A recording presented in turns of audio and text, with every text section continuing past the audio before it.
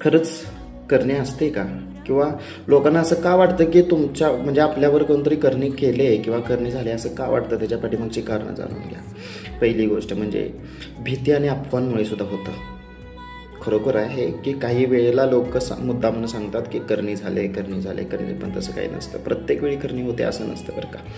लोकांना हे सोडून दुसरं कामच नाही आहे का कोणतं? बरोबर ना? हे सोडून दुसरं काही कोणतं कामच नाही आहे का? तर तसा विचार करत जाऊ नका. तर अशा गोष्टी का होत्यात? तर घरामधले जे काही लक्षणं आहेत ना, थोडक्यात मी तुम्हाला सांगतो. असं तुम्हाला का वाटलं जातं? घरामध्ये सतत आजारपण येणं, प्रत्येक कामात कार्यात अपयश येणं, भीती आणि ताणतणाव, ट्रेस यामुळे सुद्धा ह्या गोष्टी वाटतात. घरामध्ये अचानक मृत्यू झाल्यानंतर सुद्धा ह्या गोष्टी तुम्हाला वाटत असतात की करणी झाले. प्रत्येक वेळी करणी नसते बरं का. काही वेळेला भ्रम असतो. जसं की आपण मेंटॅलिटीने विचार करणार ना की बाबा आपल्याला करणी झाले, आपल्यावर करणी झाले किंवा आपल्यावर कोणतरी काहीतरी करायला लागले, तर ते नक्की तुमच्यावर होतं. 100% ते तुमच्यावर होऊ शकतं.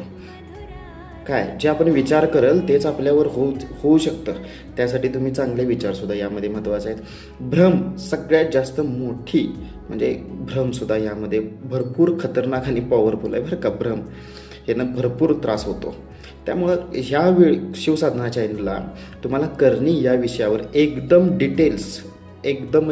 डिटेल्स मी तुम्हाला देणार आहे आणि तुमच्यापर्यंत पोहोचवण्याचा प्रयत्न करणार आहे.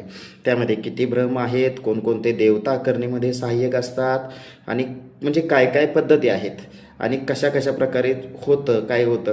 तर त्यासाठी तुम्ही या शिवसाधना चॅनलला लाईक करा, शेअर करा, सबस्क्राईब देखील करा आणि बेल आयकॉन ऑल करा, जेणेकरून मी जे पुढचे करणीच्या बाबतीतले जे काही व्हिडिओ देईन ते तुमच्यापर्यंत सहज पोचतील. आणि हा व्हिडिओ जर तुम्हाला आवडला असेल तर कमेंटमध्ये हर हर महादेव लिहा. जय माता दी.